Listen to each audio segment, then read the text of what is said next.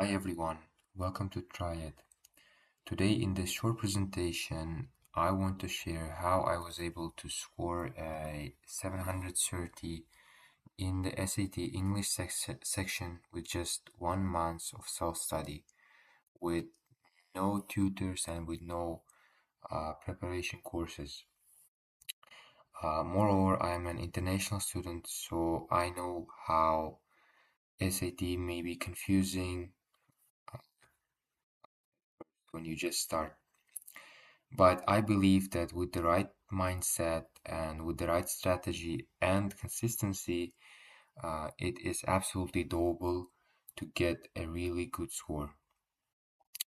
Uh, Today's guide is based entirely on what worked for me, and I genuinely hope that it will help you as well to build your own path to get high score.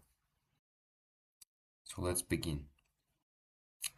Uh, One of the most important things I realized early on during my first preparation was that you should not expect to get better at SAT just by doing more questions. Just by keep practicing, you will never actually improve your score. Doing more doesn't mean learning more. Remember that.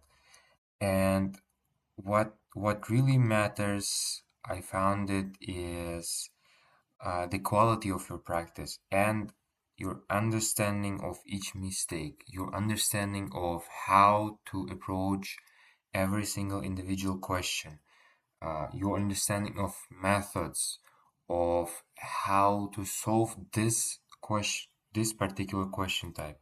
That is the most important thing. And that's why I did not spend my time doing 10 full-length practice tests. Rather, I focused instead on trying to build a solid and strong foundation, especially in my first 2 or 3 weeks when I just started getting to know what SAT is. And the other thing is, I made sure that I knew the exact logic behind every question that I was solving, every answer that I was getting.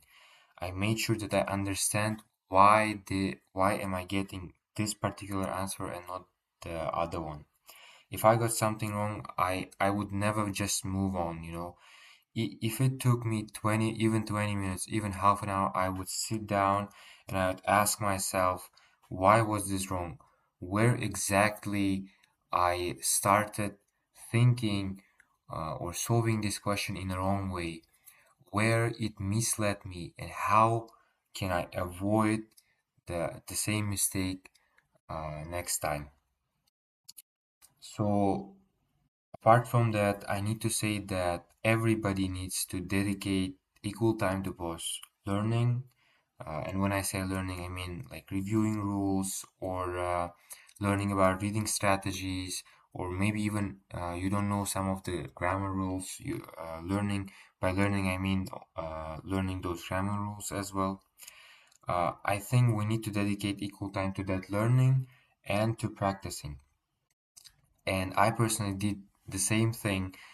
I would dedicate half of my time learning something and then the other half of my preparation to practicing something that I have learned that day.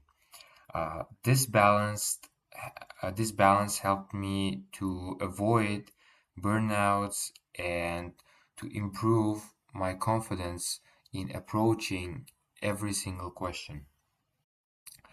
And very important thing is sweet question bank. It is your biggest friend, and I uh, recommend it to everyone to use it because they have questions for every question type. And apart from that, they have separated questions into easy ones, medium ones, and difficult ones. So it basically lets you practice, as I've mentioned, specific question types, so you're not just going through some random questions or you're not going through full practice tests. If you've learned, let's say, uh, some grammar rule, some new grammar rule, or some new reading strategy, you can go to Sweet Question Bank, find question type related to that rule or related to that strategy, and then try to solve as much questions as you can. Uh, and also, during your final weeks of preparation, when you'll actually know where are your weak spots, Sweet Question Bank will help you to work on those weak spots because it contains 40, 50, sometimes even more questions of different difficulties for particular question type. Uh, And one more thing, I didn't actually worry about speed in the beginning of my preparation. Everyone says that yes, SAT is a time test, and yes, it is. But if you rush before understanding, when you're just starting to prepare, you reinforce your bad habits. Firstly, you need to focus on understanding strategies, on understanding methods, on understanding what you're actually doing, understanding what test wants from you. And you need to also focus on being as accurate as you can. And then when you do that, when your understanding and your accuracy improves, you'll notice that your speed also naturally improves because you will see that you start recognizing some patterns in how questions are being asked and how you're being tested, and with that you will be able to increase your score, your speed substantially. So regarding the patterns, always remember that SAT is a standardized test. It means that the same types of questions appear over and over again.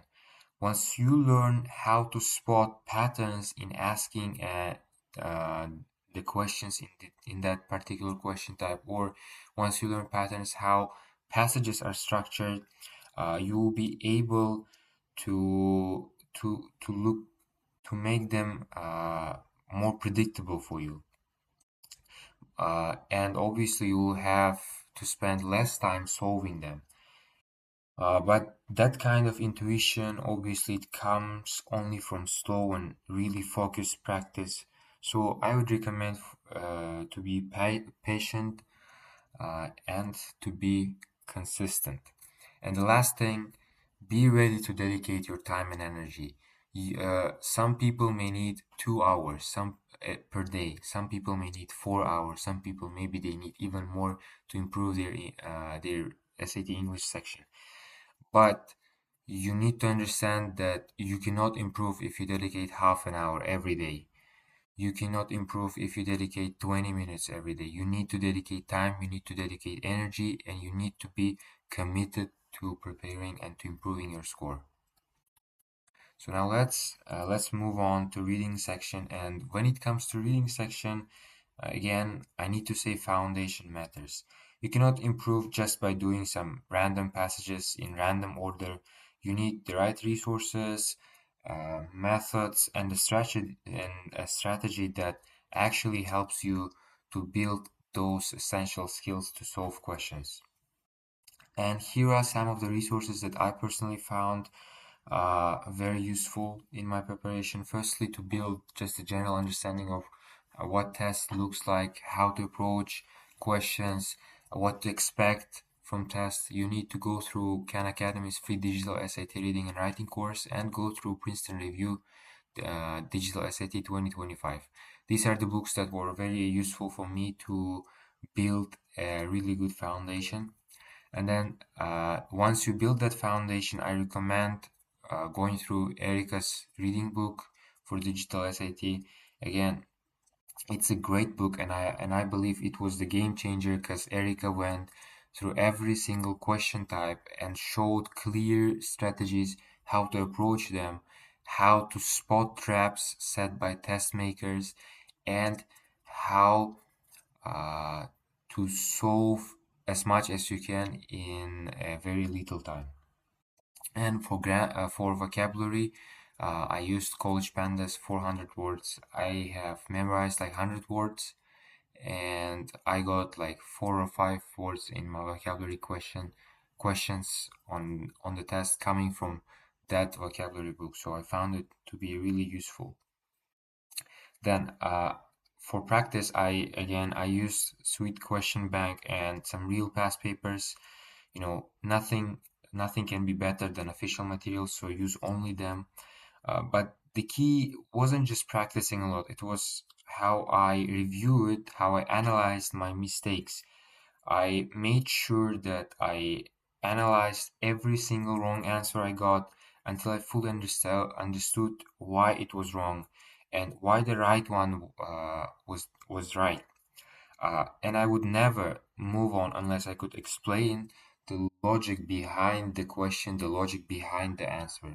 That is how you improve your score, and that is how you improve your understanding. Again, I'm going to repeat it. Remember, SAT is a standardized test. That means it follows some certain patterns. Once you start recognizing those patterns in both questions and answers, everything becomes manageable. But in order to recognize them, you need to practice a lot and you need to understand what is actually happening in the question. Now, about vocabulary. Yes, it is helpful, but I believe that understanding context of the passages is more important than memorizing definitions. You don't need to know every single word. You need to know how to read between the lines, how to understand what is going on in the passage. When it comes to vocabulary questions, I've seen people memorizing 800 words or even 1,000 words and then getting one or two questions with words that they don't know anyways. So if you don't know the word, any of the four words, let's say in the options, just choose the random one. Don't get stressed over it. Just choose the random one and move on to the next question. Dedicate that time to the other question if you don't know the vocabulary anyways. Then, uh, since reading is the most time-consuming section, time management is really critical for it. Uh, I personally used scratch paper to write down some of the main ideas of each passage, just in few words, just maybe even it may be like few letters, but only you can understand it. It's okay. So when I did it because when I read the full passage and then when I went to answers to options, I would forget what the passage was actually about. So in order to avoid coming back and spending my time again rereading passage, I would just look at my paper and then I would get the main idea again. I would get all the ideas present in the passage, and then according to that, I will choose the most correct option. Uh, Another thing I learned during preparation is that you don't always need to fully understand the entire passage. Sometimes, for certain question types, it's enough to just find the main points or to just understand the author's tone, like is it positive or is it negative, to answer the question correctly. But again, that requires you to understand main strategies, foundational strategies, and to practice a lot. And last personal tip, I would always leave inference questions for the last. They are the most time consuming. They are the ones that require the most energy to solve. So better to do all other questions which are easier, which take less time to solve, and then in the end to come back to inferences. The thing is, inferences are the most difficult questions. Often it happens that they are the most difficult questions. So since they are the most difficult questions, if you make mistake, probably you at most you'll use 10 marks for that. But let's say if you make mistake in some easier reading question, you may lose 20, maybe even 30 marks for that. So maybe it's better to, dedicate more time to other questions and then leave inferences to the end. And if you have enough time, you may try to solve them. But if you don't have enough time, choose some random answers and don't get stressed over it. Because in the test, in Model 2, you'll have probably only two or three inference questions. So that is not going to be the end of the world. So next is writing section, and again, it all comes down to having a really strong foundation. Without that, even the easiest questions may become confusing. You need to know the actual grammar rules and not just rely on what you know, what sounds right, or on what intuition tells you. Again, the same resources for Foundation, Khan Academy's course, and Princeton Review Digital SAT 2025, and for just uh, getting methodologies to tackle every single question type. You need to go through Erica's grammar, where she explains basic grammar rules and how to approach questions in the grammar section. Then again, the most important thing I found is to practice every question type individually, whether it's subject-verb agreement, punctuation, or transition, or modifiers, or maybe parallel structures, or any other question type. You need to practice them individually after learning how to solve them. And you should never move on until you can actually explain the logic behind each type, the logic behind each answer, the logic behind each passage, until you can clearly see some patterns that the test makers have when making those questions.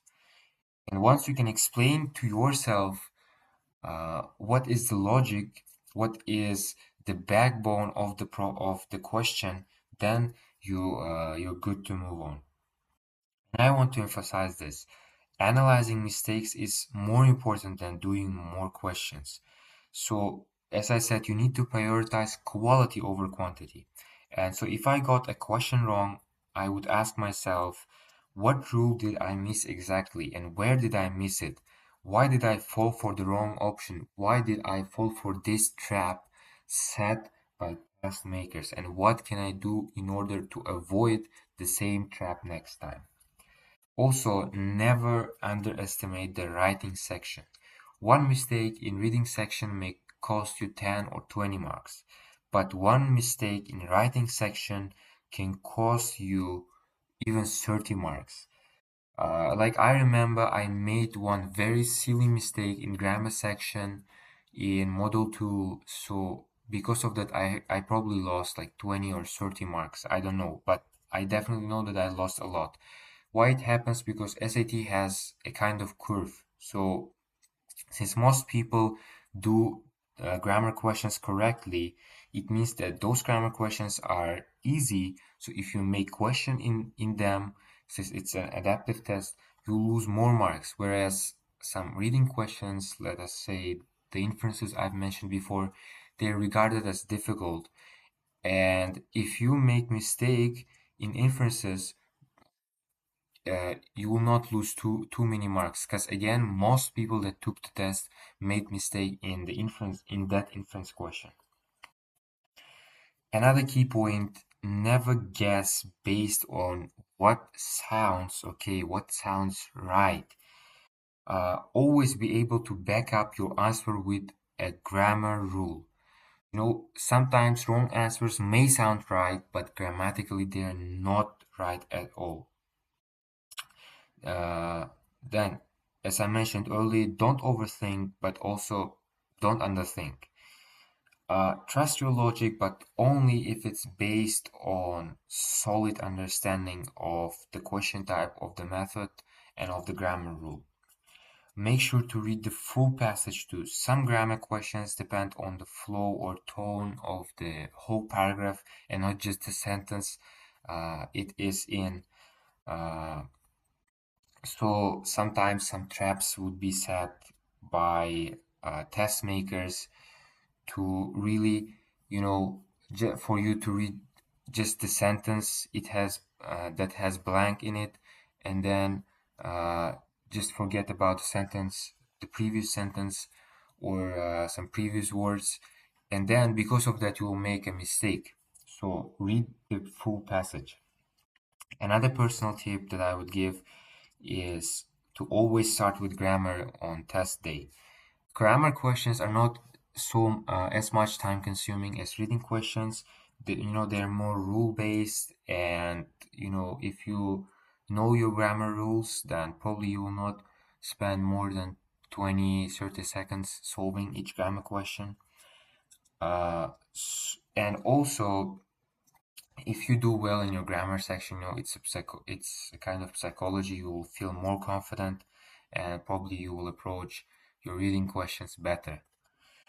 So if you build that foundation and if you take your time reviewing, the writing section is actually easy and it's very, very predictable and manageable. So now let's move on to some of the final tips. Again, I believe, and this is just my personal opinion, you don't need any expensive resources, uh, any expensive courses. There are free and useful materials available on the internet, and all you need is to just create an appropriate study routine and use them. That's it.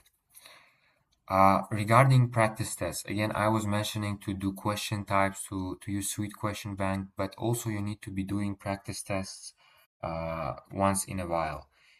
You don't need to do one every week. Doing once, let's say in 2 or 3 weeks, is going to be enough to check your progress and to understand how good you're doing in terms of timing. What actually matters is how you review your mistakes afterward. Because if you do practice test, after practice test, take some rest, and then sit down and analyze every single one of your mistake. 1 week before the test, don't try to cram. At that point, your goal is not to learn something new, but to protect what you already know and to recall what you already know. What I personally did was I did some light practice every day and I slowly reduced the workload to avoid burnout before the test. And also, the personal tip I would give not to do full practice test 1 week before the test. Because let's say you were getting 1470, 1480, maybe even 1500 and higher before that, and 1 week before the practice test you're doing your 1 week before the test, I'm sorry, you're doing your practice test and then you're getting some 1390 or 1400, and this will affect your confidence, and then you will start panicking trying to learn something new, and then you will lose that foundation that you had before, a very solid foundation.